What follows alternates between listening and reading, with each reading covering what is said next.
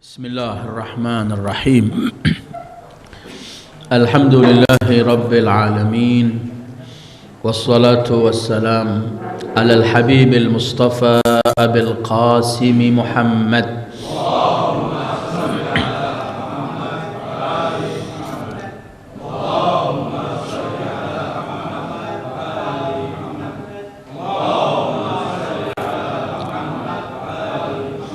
wa alihi at-tayyibin at-tahirin wa sahbihi al-muntajibin wa la hawla wa la quwwata illa billahil aliyyil azim. Allahumma bihaqqi Muhammadin wa ali Muhammadin alaik salli ala Muhammad wa ali Muhammad warzuqna wa walidayna wa azwajana wa auladana وذرياتنا من بعدنا حب محمد وآل محمد اللهم أحينا على ذلك وأمتنا على ذلك واحشرنا في زمرة من أحب محمدا وآل محمد مع محمد وآله يا كريم.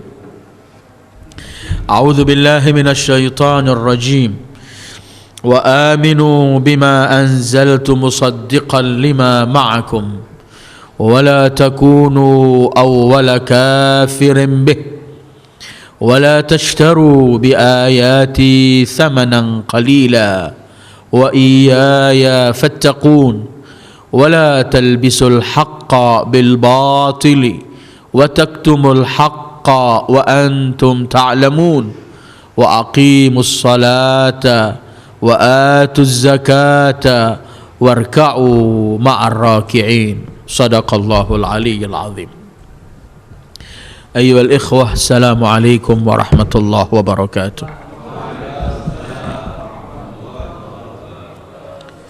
Kita masih berkaitan dengan ayat-ayat Al-Quran dalam surat Al-Baqarah. Hari ini kita masuk kepada ayat ke-41, masih berkaitan dengan Yahudi Bani Israel.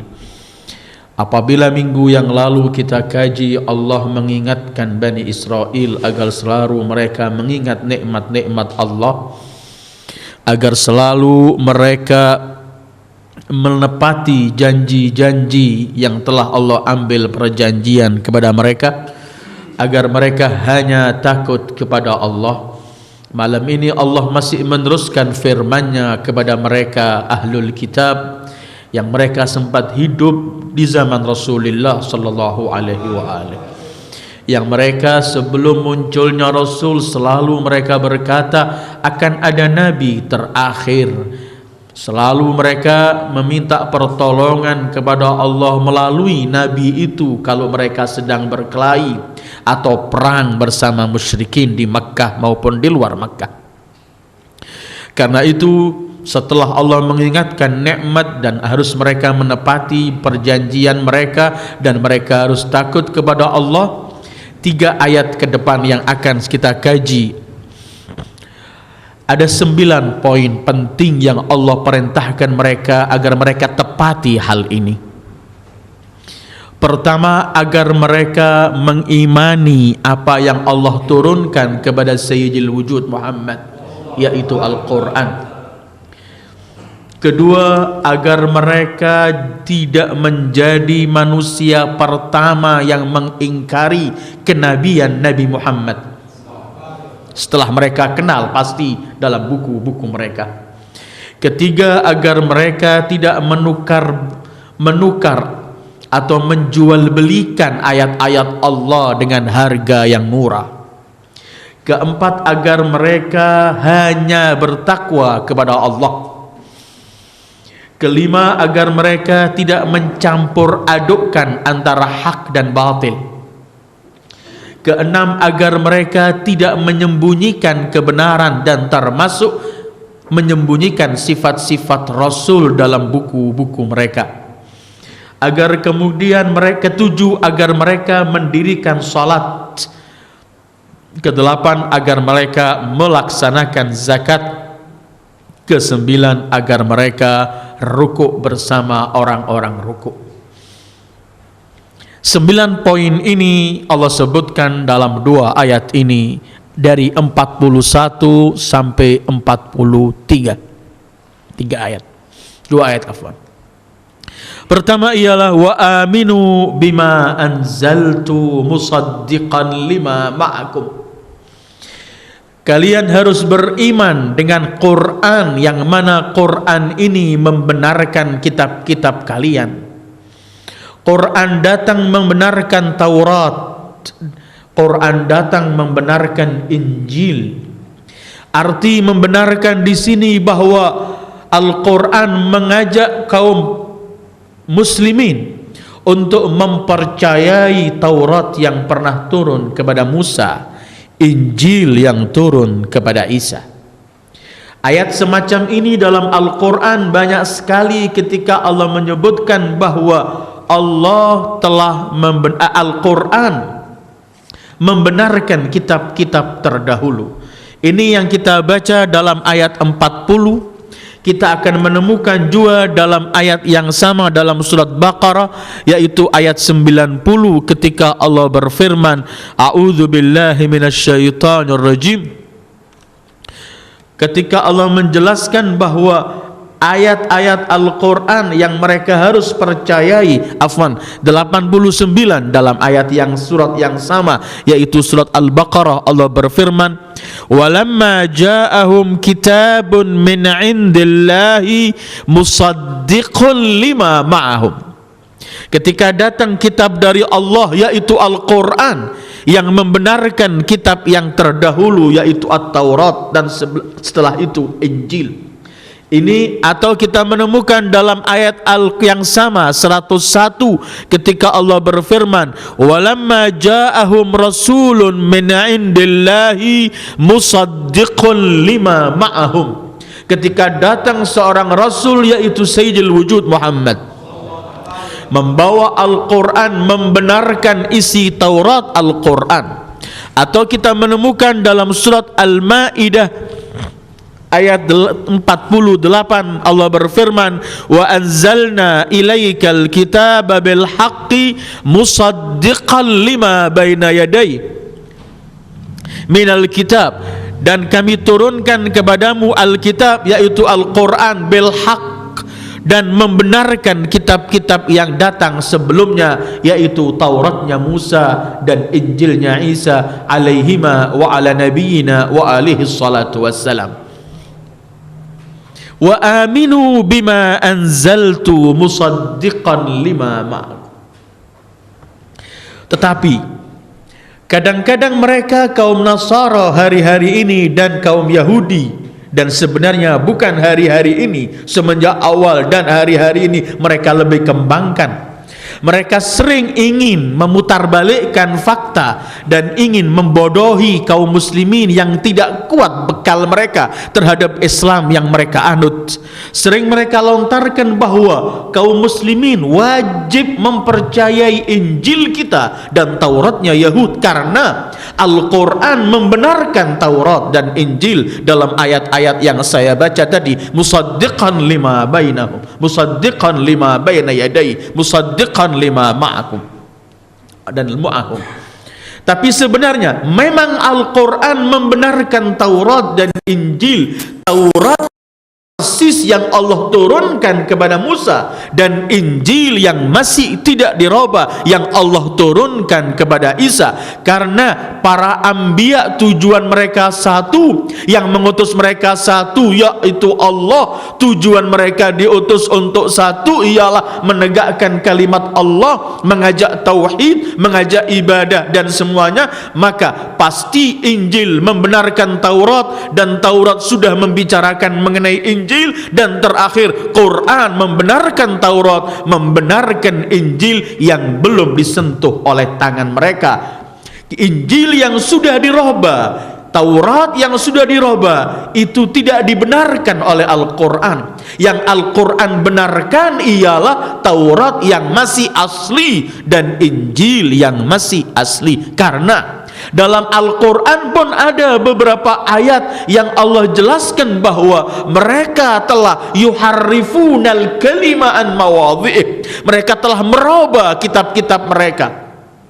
Karena itu, karena Al-Quran ini oleh Allah ketika Allah turunkan Taurat kepada Sayyidina Musa dan Injil kepada Sayyidina Isa, Allah titipkan Taurat dan Injil ini ialah kepada ulama-ulama mereka agar menjaga bimastuhfilu yang Allah titipkan. Karena itu kemudian datang Al-Quran, Allah enggak titipkan pada siapapun, tetapi Allah yang menurunkan, Allah yang menafsir, Allah yang menjaga. Dalam firman-Nya, inna nahnu nazzalna dzikra wa inna lahu lahafizun.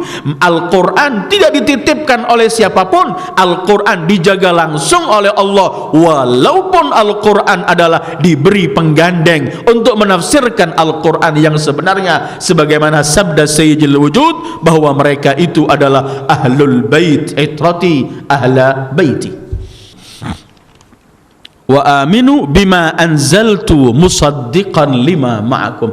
Berimanlah dengan Al-Quran, yang mana Al-Quran ini membenarkan buku-buku Taurat kalian, kitab kalian.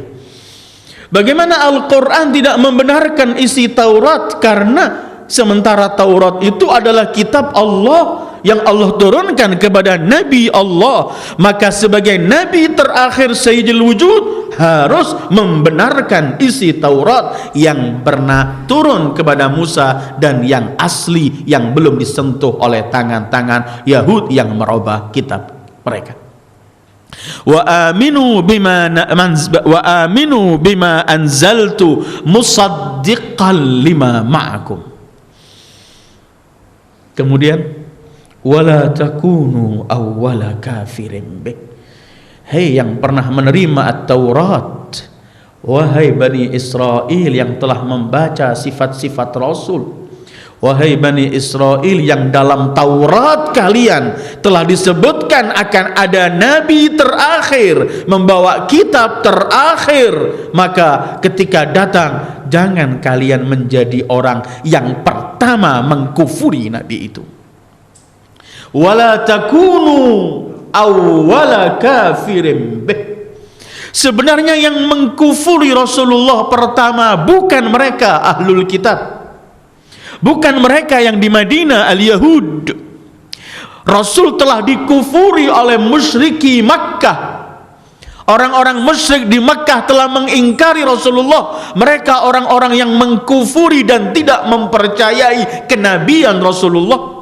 Tetapi Allah justru berkhitab kepada mereka ahlul kitab al-Yahud yang hidup di zaman Rasulullah di Madinah. Allah berfirman, jangan kalian menjadi orang yang pertama mengkufuri. Bagaimana kita mengartikan sementara pertama yang kufur bukan ahlul kitab? Di sini para mufassirin membawa beberapa arti. Arti pertama, jangan sampai setiap kalian menjadi orang yang pertama mengkufuri Muhammad sallallahu alaihi wasallam. Kedua, jangan sampai kalian menjadi orang pertama dari ahlul kitab yang mengkufuri Rasulullah. Jangan jadi orang pertama dari ahlul kitab, bukan karena musyrikin pertama mereka mengingkari. Atau arti berikutnya ialah mereka sebutkan mereka disebut pertama yang mengkufuri Rasulullah, sementara kufar Mekah telah mengkufuri sebelum mereka, karena ada perbedaan jauh antara musyrikin di Mekah dan mereka ahlul kitab. Perbedaannya begini. Orang-orang musyrikin di Mekah ketika mengingkari kenabian Muhammad sallallahu alaihi wasallam, mereka atas dasar kebodohan yang mereka miliki, kemudian kebodohan itu mungkin membawa dengki dan macam-macam yang mereka lontarkan. Artinya orang musyrik Mekah tidak pernah membaca kitab mengenai sifat-sifat Rasul seperti ahlul kitab Yahudi telah mengenal Rasul dan membaca sifat-sifatnya, sehingga Allah sifati ya'rifunahu kama ya'rifuna abna'ahum, mengenal Rasulullah seperti mereka mengenal. Karena itu kalau mereka mengkufuri Rasulullah, maka mereka dianggap pertama mengkufuri karena mereka mengkufuri setelah mereka kenal, mengkufuri setelah mereka nantikan setiap sekian lama, mengkufuri setelah mereka sampaikan kepada orang-orang sekitar mereka bahwa akan nabi terakhir. Maka walaupun mereka bukan yang pertama, dianggap oleh Allah yang pertama karena pengkufuran mereka, penolakan mereka terhadap Rasul bukan karena bodoh seperti musyrikin Mekah, tapi atas dasar pengetahuan rincian mengenai Sayyidil Wujudi Muhammad. Arti keempat disebutkan wala takunu a'immatan fil kufri bih. Jangan kalian menjadi pelopor orang-orang yang mengkufuri Rasul, karena kalau kalian yang mengenal Rasul mengkufuri Rasul, maka yang selain kalian pasti akan mengikuti kalian. Dan Al-Quran dalam ayat-ayat lain Allah pernah menceritakan orang-orang kafir ini, musyrikin pernah datang kepada mereka ahlul kitab Yahud. Apa benar si Muhammad ini Rasul? Apa ada di buku kalian? Mereka malah membohongi. Tidak, penyembahan berhala yang kalian lakukan seperti dilakukan nenek moyang kalian, itu yang benar, jangan ikuti Muhammad. Karena itu kemudian Allah menyebutkan wala takunu awwala kafirin bih. Karena orang bodoh sama orang alim berbeda kalau melakukan satu sikap. Sikapnya satu, tapi harus tanggapannya berbeda. Ini menolak dengan kebodohan, ini menolak dengan faham dan pengetahuan yang telah ia ketahui. Dan setiap perilaku yang dilakukan seseorang biasa dengan alim, pasti nilainya selalu berbeda. Karena itu kemudian Allah menyebutkan wala takunu awwala kafirin bih. Pertama, imanilah Quran yang membenarkan Taurat kalian. Kedua, jangan kalian menjadi pelopor dan orang-orang pertama mengkufuri Rasulullah sallallahu alaihi wa alihi. Ketiga ialah wala tashtaru bi ayatillah. Mungkin kita ingin bertanya, kenapa sih mereka ini mengenal Rasulullah tapi justru mereka yang menolak Rasulullah? Ya'rifuna ni'matallahi summa yunkirunaha. Begitu Allah sebutkan. Mereka tahu nikmat Allah ini Sayyidul Wujud, mereka kenal. Tapi kenapa mereka kemudian mengingkari Rasulullah? Jadi aneh, mereka kenal tapi justru mereka yang menolak. Gamblang kalau kita ingin tahu, penolakan mereka itu gamblang sekali karena mereka dengki dan hasud. Hasadan min 'indi anfusihim. Atau kita menemukan firman Allah, bi'sa mashtarau bihi anfusahum an yakfuru bima anzalallahu. Sejelek-jelek yang mereka lakukan dalam transaksi ini ialah ketika mereka mengkufuri apa yang Allah turunkan kepada Sayyidul Wujud. Kenapa? Baghyan an yunazzilallah min fadlihi ala man yasha'u min ibadih. Ada kecongkaan dan kedengkian ada dari mereka. Kenapa harus Nabi ini bukan dari Bani Israel tapi dari Al-Arabi? Atau kita menemukan firman Allah dalam Al-Baqarah yang sama. Allah berfirman, ma yawaddu alladhina kafaru min ahlil kitab walal musyrikin an yunazzala alaikum min khairim min rabbikum. Mereka ahlul kitab yang kafir dan ahlul kitab dan juga orang-orang musyrikin, mereka enggak menginginkan ada kebaikan turun kepada selain mereka. Adakah kebaikan yang lebih mulia dipilihnya seorang nabi di tengah-tengah? Mereka mengharapkan ini harus dari kita. Ketika ada kebaikan ini turun enggak kepada bangsa mereka, mereka timbul adalah hasud, dengki dan seterusnya. Atau kita menemukan dalam ayat-ayat yang lain ketika Allah menyebutkan bahkan orang-orang ahlul kitab ini bukan mereka cuman hasud, dengki kemudian menolak. mereka juga ingin yang sudah beriman kepada Rasulullah, bagaimana caranya dikeluarkan karena dengkinya terhadap Sayyidil Wujud Muhammad. 109 Al-Baqarah, Allah berfirman, wadda katsirun min ahlil kitab law yaruddunakum min ba'di imanikum kuffaran hasadan min indi anfusihim min ba'di ma tabayyana lahumul haqq. Masih banyak mereka dari ahlul kitab, orang-orang Yahudi, ingin mengembalikan kalian setelah keimanan kalian kepada Allah agar kalian kembali menjadi kafir. Kenapa? Hasadan, dengki. Wa aminu bima anzaltu musaddiqan lima ma'akum wa la takunu awwala kafirin bih.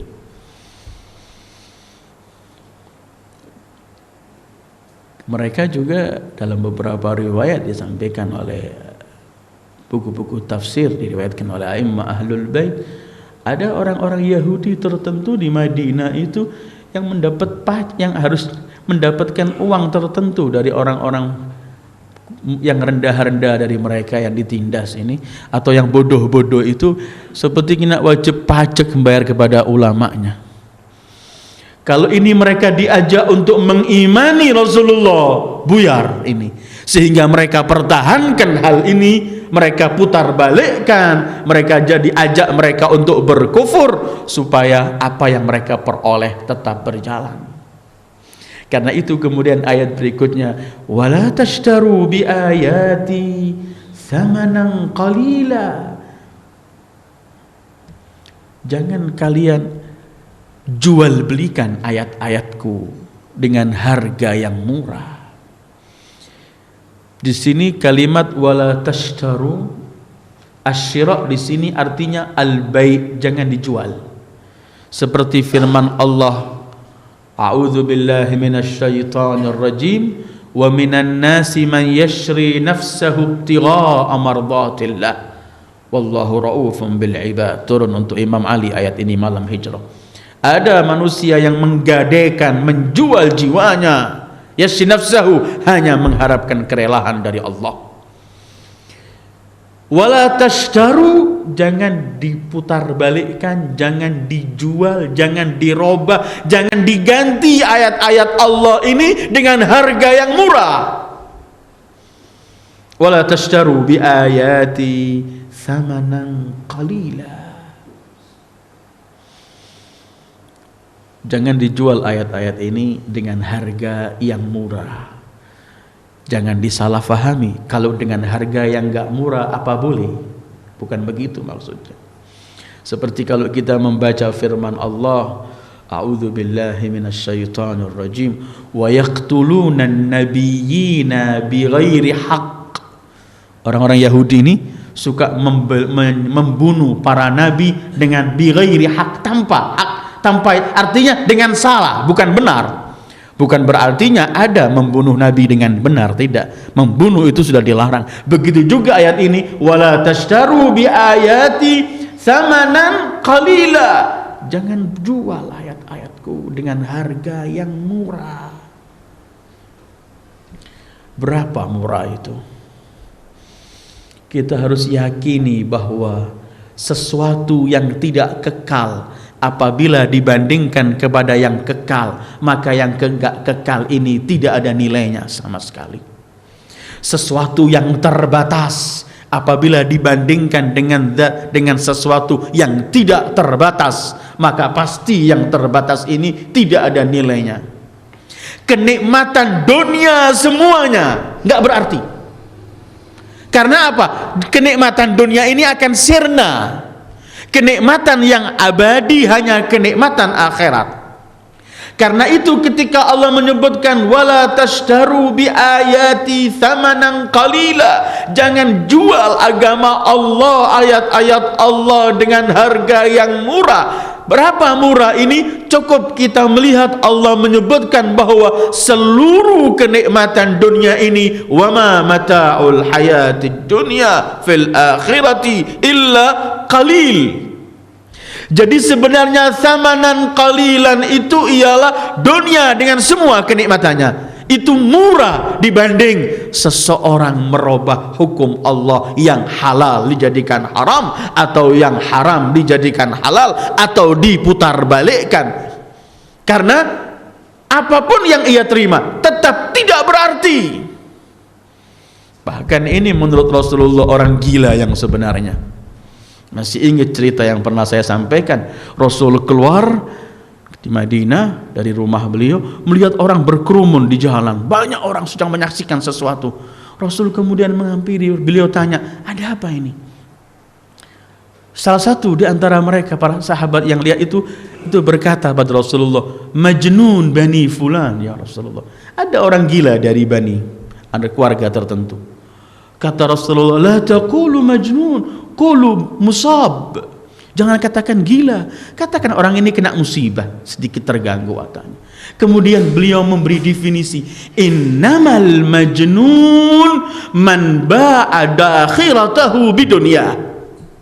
Sesungguhnya orang gila yang sebenarnya ialah yang menjual akhiratnya dengan dunia. Ini gila. Definisi Rasulullah. Walaupun kalau melihat definisi ini lebih banyak yang gila sekarang ini daripada yang waras. Karena harga akhirat tidak bernilai, sementara dunia ini nikmat yang sangat terbatas.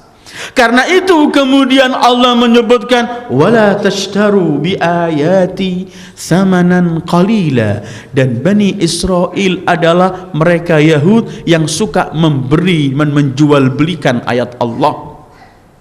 Mereka selalu memutarbalikkan sehingga Allah sebutkan bi'sa mashtarau bihi anfusahum. Sejelek-jelek yang mereka jual, yang mereka beli adalah apa yang mereka lakukan. Atau dari ayat 5 tadi kita juga menemukan bahwa mereka selalu memutarbalikkan dan menjual ayat-ayat Allah dengan harga yang sangat murah sekali. 79 kita menemukan dalam surat Al-Baqarah Allah berfirman, A'udzu billahi minasyaitonir rajim. Fawailun للذين يكتبون الكتاب بأيديهم ثم يقولون هذا من عند الله ليشتروا به ثمنا قليلا فويل لهم مما كتبت أيديهم وويل لهم مما يكسبون. Celaka mereka yang menulis kitab dengan tangan mereka, mengarang kitab dengan tangan mereka, kemudian mereka berkata, inilah kitab dari Allah. Kemudian Allah dalam satu ayat ini Allah ulangi 3 kali fawailun. Yaquluna hadza min indillah, dari Allah. Apa tujuannya? Liyashtaru bihi samanan qalila, untuk memperoleh imbalan sedikit. Ini hukum Allah, padahal dia yang ngarang. Karena itu ketika dalam surat An-Nahl Allah melarang seorang sesukanya mengatakan ini halal, ini haram.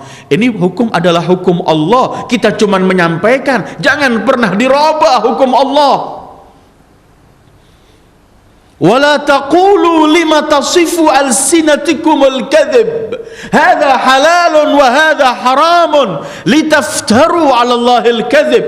Innal ladzina yaftaruna 'ala Allahil kadhiba la yuflihun. Mata'un qalil wa lahum 'adzabun alim. Jangan seenaknya mengobrol, membiarkan lisan ini berkata ini halal, ini haram, untuk bohong terhadap Allah. Sesungguhnya mereka orang-orang yang membohongi ketentuan Allah, yang mau bohong terhadap Allah, tidak pernah mereka jaya dalam kehidupan mereka. Mereka cuma mengejar mata'un qalil, kenikmatan yang sedikit. Di balik kenikmatan ini walahum ma'adzabun alim, siksaan yang amat pedih. Karena itu fawailun lahum mimma katabat aydihim, celaka ketika mereka mengarang. Fawailun lahum mimma yaksibun, celaka hasil yang mereka peroleh dari memutarbalikkan ayat-ayat Allah ini. 79. Atau kita lihat 86 juga Allah menyebutkan begitu. A'udzu billahi minasyaitonir rajim. Ulaika alladzina ishtarawul hayatad dunya bil akhirah fala yukhaffafu anhumul adzab wala hum yunsarun. Mereka yang suka menjual kehidupan akhiratnya dengan dunia, mereka tidak pernah akan diringankan oleh Allah siksaan mereka di akhirat, dan mereka tidak pernah memperoleh kejayaan di dunia ini. Wala tashtaru bi ayati thamanan qalila. Berbahaya memutarbalikkan hukum Allah. Setelah itu Allah hanya berfirman wa iyaya fattaqun. Setelah Allah menyebutkan berimanlah dengan Al-Quran yang membenarkan isi Taurat kalian, jangan menjadi orang yang pertama mengingkari kenabian Rasul setelah kalian kenal. Ketiga, jangan menjual ayat-ayatku dengan harga murah. Terakhir Allah menyebutkan wa iyaya fattaqun, hanya kepadakulah kalian harus bertakwa. Takutilah aku, karena ayat sebelumnya wa iyaya farhabun, maka wa iyaya fattaqun, karena orang yang tahu kebenaran tapi kemudian tidak mau diikut, bahkan mengkufuri kebenaran itu.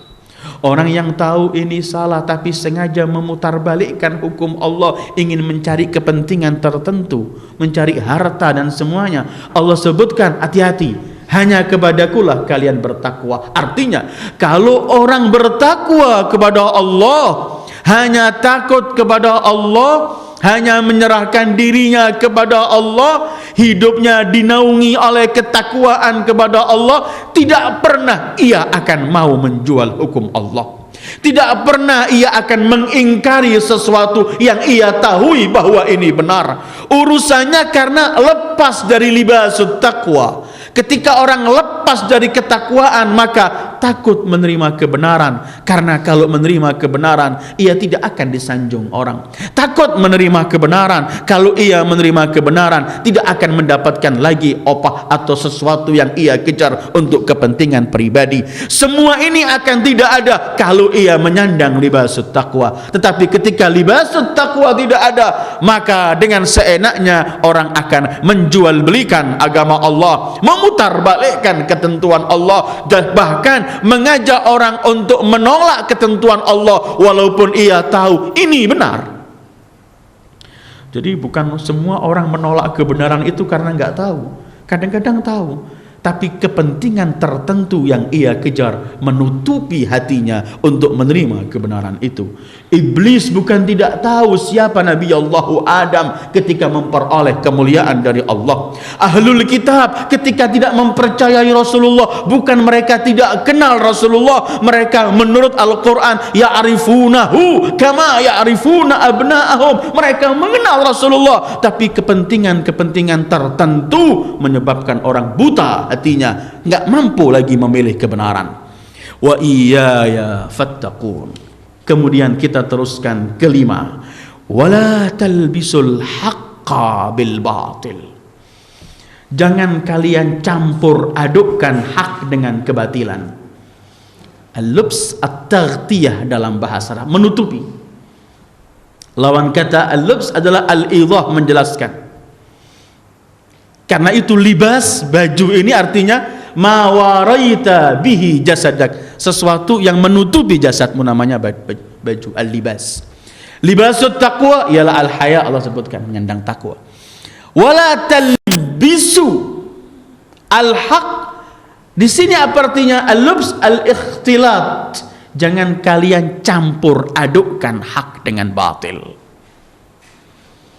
Wala talbisu al-haqqa bil batil. Sebab jelas al-halalu bayyin wal haramu bayyin. Bukankah hak itu gamblang? Hak itu jelas. Hak tidak bisa diputarbalikkan. Tetapi hak bisa diputarbalikkan terhadap orang yang enggak memahami kebenaran. Kita bisa melihat satu contoh, ada kejadian sesuatu. Kejadiannya terjadi dengan benar pasti, tapi yang membawa cerita kejadian ini berbeda-beda. Artinya kejadian itu gamblang jelas, cuman yang membawa berita ini menambahi, mengurangi, dan tergantung siapa yang menerima dari siapa. Karena itu ketika orang datang kepada Imam Ali, yaitu Harith, melihat ada sesuatu peperangan di antara kaum muslimin, apa ini? Imam Ali spontan beliau bersabda, "Ya Harith, innahu malbusun alaik. Innal haqqa la yu'rafu birrijal. I'rifil haqqa ta'rif ahlah." Hei Harith, kamu seorang yang malbus, artinya tercampur aduk arti hak dan kebenaran. Jangan kenali hak melihat orang, tapi kenalilah hak itu hak sendiri, baru kamu tahu siapa bersama hak dan siapa berpaling dari hak.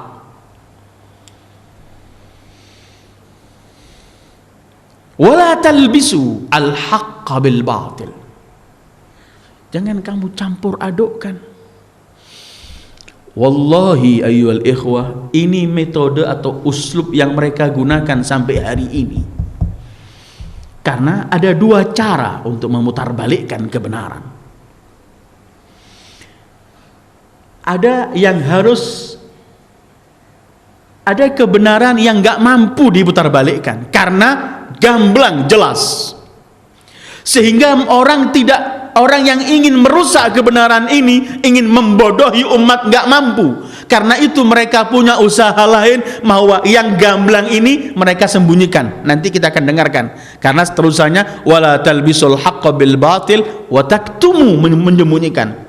Ada yang hak ini masih samar kepada orang-orang tertentu. Ini yang mereka mampu mereka putar balikkan, sehingga nampaknya keluar ini bukan kebenaran, karena mereka mampu mengatur kepada awamin nas, orang-orang yang tidak memiliki pengertian yang gamblang, sehingga dicampur aduk bahwa hak itu sebenarnya bukan begini, yang ini artinya begini. Dan itu sampai hari ini kaum mustasyrikin orientalis kalau ingin merusak Islam begitu. Sesuatu yang gamblang itu mereka akan putar balikkan. Seperti 3-4 tahun yang lalu atau 3 tahun lalu ketika saya bawa buku yang dikarang oleh orang Kristen, membawa ayat-ayat Al-Quran dan mereka tafsirkan dengan seenak mereka untuk memutarbalikkan kebenaran dan mencampur adukkan kebenaran. Ketika mereka berkata seluruh Nabi Ulil Azam itu telah tiada, yang sisa cuman Isa, berarti yang diikuti harus Isa. Ketika mereka menyebutkan istaghfir li dzambik, Allah memerintahkan Rasul untuk minta ampun dosanya. Ketika ia masih punya dosa, kenapa harus kita ikuti? Kenapa enggak mengikuti yang tidak memiliki dosa seperti Isa? Memutarbalikkan semacam ini, yalbisunal haq, memutarbalikkan, mencampur adukkan. Selalu yang menjadi mangsa adalah orang-orang yang tidak memiliki pemahaman dalam ilmu Islam. Karena apabila orang memahami Islamnya tidak mampu, apapun disampaikan depan dia tidak akan menggoncangkan. Karena itu Imam Ali ketika mensifati orang yang ketiga, beliau menyebutkan manusia itu 3. Alimun Rabbani, orang alim yang mengamalkan seluruh ilmunya. Kedua, muta'allimun ala sabili najah, orang yang menuntut ilmu, ingin memperoleh, mencari jalan peselamat untuk dia. Ketiga ialah hamajun ra'a, sampah masyarakat. Ketika mensifati sampah masyarakat ini, Imam Ali menyebutkan lam yalja'u ilanu, mereka tidak pernah memiliki ilmu pengetahuan, sehingga tidak memiliki pegangan yang kuat. Ketika tidak memiliki ilmu, nggak memiliki pegangan, cepat diombang-ambingkan oleh keadaan atau oleh semboyan-semboyan tertentu atau teriakan-teriakan tertentu. Orang yang SDM-nya rendah, nggak ada pengetahuan yang luas, sehingga dengan ini caranya mereka ialah yalbisun, menyampur adukkan hak dengan batil, sehingga orang nggak tahu mana yang hak dan mana yang batil. Pemurtatan kaum muslimin di dunia ini melewati ini. Ketika diputar balikkan kebenaran, dicampur adukkan, sehingga orang menjadi hairan, bingung, nggak tahu mana yang hak, mana yang batil. Ini jalan yang selalu dilakukan oleh Yahud zaman itu dan sampai hari ini mereka gunakan. Karena itu mereka sampai hari ini mereka selalu yang menguasai media massa, karena lewat sini akan memutarbalikkan, akan mencampur adukkan kebenaran sehingga orang hidup dalam kebingungan. Karena itu kemudian Allah berfirman, hei mereka yang ahlul kitab, yang membaca sifat-sifat Rasul, wala talbisul haqqa bil batil. Jangan campur adukkan. Jangan campur adukkan hak dengan batil. Jadi metode mereka itu selalu tipu daya dengan cara mencampur adukkan hak dengan batil di waktu hal-hal di tempat-tempat tertentu, dalam kondisi tertentu, dalam masalah-masalah tertentu, sehingga orang menjadi kabur dan gak memahami mana yang hak dan mana yang batil. Karena itu Rasul Shallallahu Alaihi Wasallam selalu memerintahkan kita untuk menyampaikan yang hak. Karena apabila hak ini tidak disampaikan, maka yang terjadi ialah pemutarbalikan hak dan penyampur adukan antara hak. Setelah ini gandengannya wala talbisul haqqa bil batil. Kemudian berikutnya atau yang keenam, wa taktumul haqqa wa antum ta'lamun. Jadi kalau masih bisa dicampur adukkan, mereka lakukan. Kalau nggak bisa dicampur adukkan, ialah mereka langsung buang, mereka sembunyikan, nggak dikeluarkan ini. Wala taktumu, jangan kalian simpan, sembunyikan hak sementara kalian tahu ini hak. Orang menyembunyikan hak di waktu orang harus tahu hak dilarang. Kapan menyampaikan hak ada waktunya, tetapi penyampaian harus. Cara penyampaian ada caranya, tapi hak harus terlontar. Qulil haq min rabbik, katakan yang hak. Urusan orang mempercayai dan tidak, itu adalah urusan lain. Faman syaa'a falyu'min, faman syaa'a falyakfur. Wala taktumul haq. Jadi ada dua cara orang yang ingin mengkelabui umat.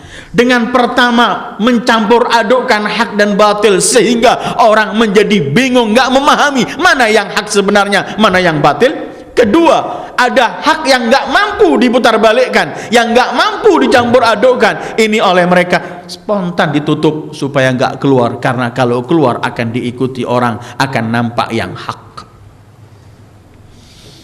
Ini metode yang selalu digunakan oleh Zionis sampai hari ini. Pemutarbalikan hak dan batil, fakta diputarbalik, semua kenyataan mereka robah. Kemudian mereka sembunyikan kebenaran-kebenaran yang harus disampaikan. Wala taktumul haqqa wa antum ta'lamun. Penyakitnya bukan menyembunyikan hak karena nggak paham. Dengan kefahaman mereka bahwa ini hak, mereka usaha untuk menutupi.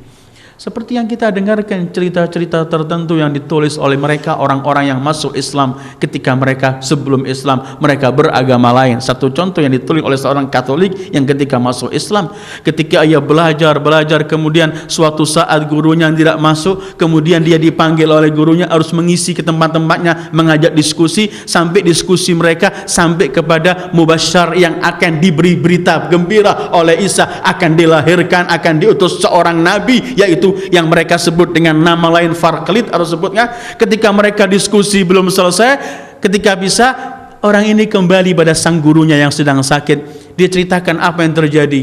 Kami tadi berdiskusi apa yang diberitakan oleh Isa Yesus berkaitan akan munculnya. Apa yang kalian lakukan? Kami mengatakan begini-begini. Orang tua itu nangis kemudian, hanya kamu yang aku percaya. Inilah kunci, coba buka lemari yang tidak pernah kubuka untuk siapapun dan bawa kini buku yang ada. Ketika disebutkan yang kalian diskusikan ini dan itu adalah Muhammad, dan Islam yang agama yang sebenarnya adalah agama yang dibawa oleh Muhammad. Sambil nangis sang tua ini. Tetapi kalau aku sampaikan ini, aku akan hancur dan aku akan tidak lagi memperoleh apa yang telah kuperoleh. Karena itu jangan kamu buka. Kata sang murid, Anda sendiri mengikuti apa? Dia tambah keras nangisnya. Dan aku harus kemana? Orang itu berkata, kalau kamu harus memilih agama yang benar, ikuti agama yang dibawa oleh Muhammad.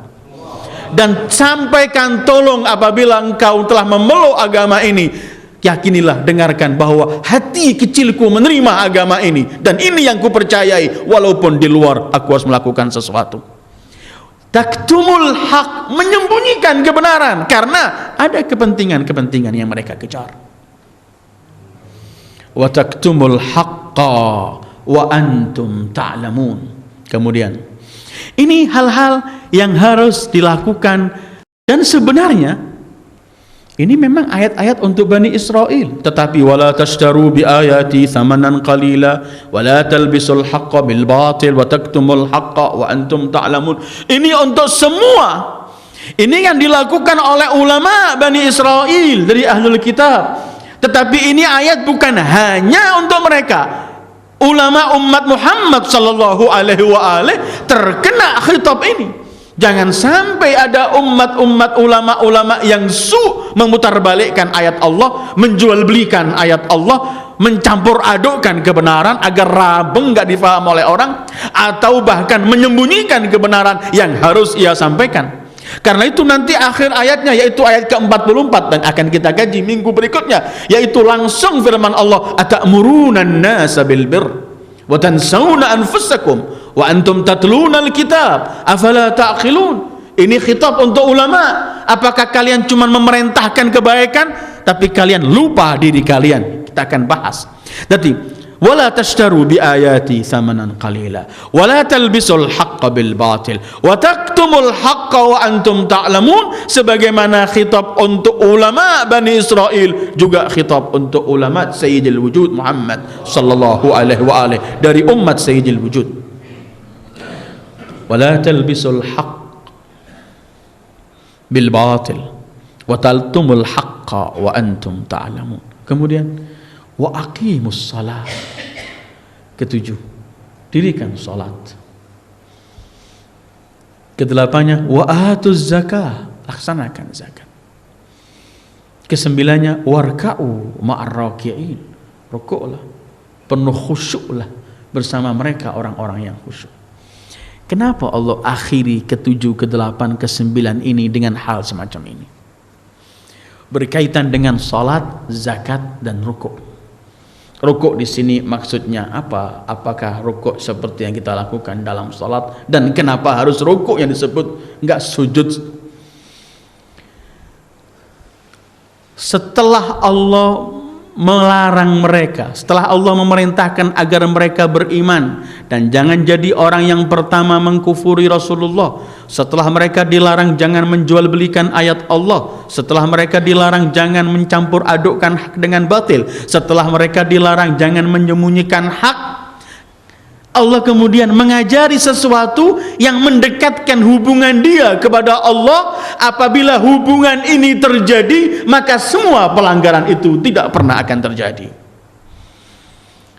Kalau memutarbalikkan hak, menjual belikan hak, mencampur aduk hak, mengingkari dengan yang telah kita fahami, bahkan menyembunyikan hak, kalau semua itu termasuk perbuatan mungkar, perbuatan yang keji, perbuatan yang dilarang, maka sebenarnya ada satu perbuatan, hubungan kita dengan Allah. Apabila hubungan ini genah, pasti semua kemungkaran itu tidak pernah akan terjadi, karena Allah berfirman, innas salata tanha anil fahsya'i wal munkar.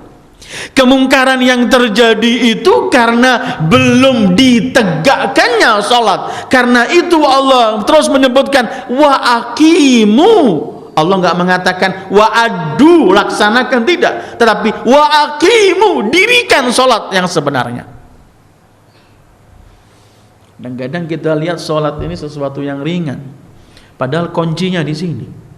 Kalau kita membaca surat Al-Mu'minun, sifat-sifat kaum mukminin ini, yang mereka melaksanakan janjinya, yang menjaga farjinya, yang memberikan zakatnya, yang berbaik-baik dengan siapa, semua itu Allah awali dengan salat, Allah akhiri dengan salat sifat itu. Karena sebenarnya ini kunci utama. Tapi saya nggak bahas masalah salat, sudah kita bahas dalam waktu-waktu sebelumnya. Wa aqimus shalah, laksanakan salat. Di sini ayat terakhir ini membuat 3 hal. Ada 3 hal memang, salat, zakat, dan ruku. Pertama, Allah ingin menyebutkan hubungan antara per orang, per individu dengan Allah, dengan hubungan salat. Kedua, Allah ingin sebutkan hubungan seseorang sesamanya dengan sesamanya, yaitu dengan pemberian zakat. Ketiga, warka'u ma'ar raki'in, Allah ingin gambarkan bahwa jadilah satu masyarakat yang sama-sama mengajak untuk mengabdi kepada Allah, bukan acuh dengan yang lain, tapi lakukan kebaikan dan ajak rombongan yang lainnya untuk sama-sama melakukan kebaikan dengan firman-Nya warka'u ma'ar raki'in, bareng-bareng.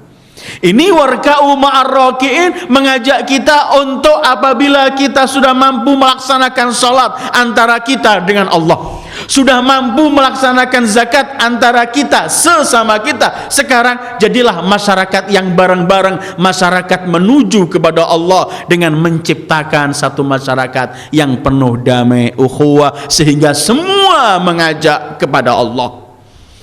Rusaknya masyarakat ini kan ada ajakan selain kepada Allah, ada ajakan kepada pribadi, ada ajakan kepada keuntungan pribadi, ada ajakan kepada hal-hal tertentu. Apabila ajakan dan seruannya hanya kepada Allah, pasti akan terfokus kepada Allah. Rusaknya ukhuwah ini ialah karena ada ajakan-ajakan tertentu yang bukan mengajak kepada Allah, tapi mengajak kepada kepentingan pribadi, sehingga terjadilah kelompok demi kelompok tertentu yang bukan mengajak warka'u ma'ar raki'in.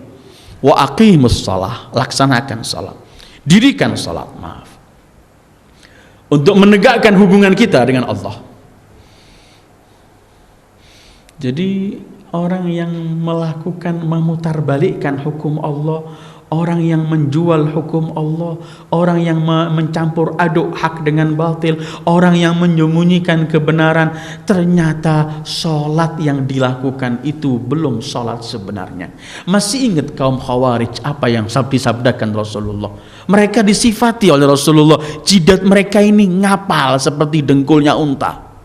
Banyaknya sholat, bermacam-macam yang mereka, bahkan disebutkan kalau kalian melihat sholat mereka, kalian menganggap diri kalian belum pernah sholat. Tetapi sholat itu yang mereka, dengan sholat itu juga mereka memerangi Amirul Mukminin Ali bin Abi Thalib. Yamruquna minal Islam, keluar dari Islamnya. Islam itu seperti cuma di sini, fitriqaqihim. Ini yang pernah berkata pada Rasulullah, Muhammad, bersikap adil lah. Ketika Rasul membagi harta rampasan perang, Rasul dikatakan, Muhammad, bersikap adil lah. Kata Rasulullah, illam a'dil faman ya'dil. Kalau aku gak bersikap adil, siapa yang bisa berbuat adil? Sallallahu alaihi wasallam. Ini yamruquna minad din. Jadi sebenarnya sholat, aqimus sholat, ini adalah kunci yang akan menyingkirkan semua fahsya dan mungkar. Ketika sholat tidak difahami dengan arti sholat yang sebenarnya, dengan hakikat sholat yang benarnya, maka aqimus sholata wa atuz zakata warka'u ma'ar raki'in. Ada beberapa mufassirin menyebutkan kenapa di sini ada kalimat warka'u ma'ar raki'in. Ada beberapa mufassirin menyebutkan Allah tegaskan berkaitan ruku di sini karena sholatnya Yahudi tanpa ada ruku. Sholatnya Yahudi tidak ada ruku. Sementara dalam Islam ruku salah satu yang harus dilakukan dalam sholat. Kenapa Allah sebutkan ini? Apakah di umat itu sudah ada sholat? Apakah di umat Yahudi sudah ada zakat? Ada, dengan cara mereka. Bikullim syir'atan wa minhaj. Ada dengan caranya. Kita mendengarkan mulai wasiat Ibrahim, wasiat Yakub, semua mengenai as-salat. Ada sholat.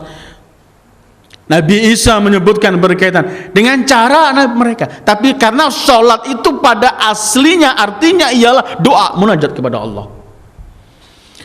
Tetapi salat yang mereka lakukan, kenapa Allah tegaskan harus warka'u ma'ar raki'in? Kalau memang Yahudi memiliki kewajiban salat dan salat mereka tanpa rukuk, kenapa sekarang mereka diperintahkan salat dan harus rukuk? Di sini isyarat dari Al-Qur'an bahwa kalau kalian benar-benar mempraktekkan isi Taurat kalian, maka kalian wajib mempercayai Sayyidil Wujud Muhammad.